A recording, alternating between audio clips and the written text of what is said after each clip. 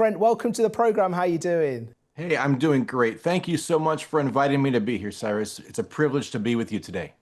Thank you so much indeed for joining us. Trent, I'd love to talk about the Salvation Project and everything else that goes on.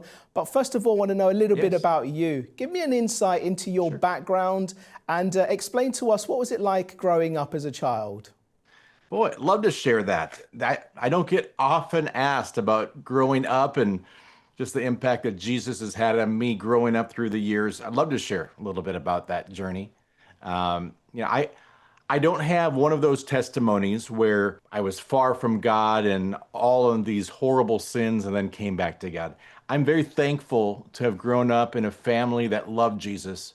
And I remember very vividly at about 5 years of age praying with my mom at our family couch to receive Jesus into my life.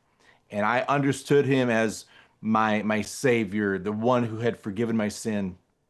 And then throughout my junior high and high school years, I remember also making a decision to truly make him the Lord, the one in charge of my life in high school.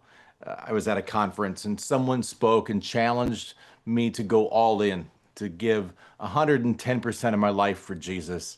And that moment, I said yes to him and I started to do things I never thought I would do with his strength. In high school, I stuttered severely. I couldn't get one or two sentences out without stuttering.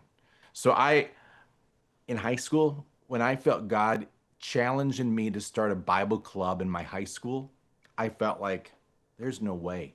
I would be deathly afraid of speaking to 10, 20 people in a room about Jesus. And that was so outside of my comfort zone.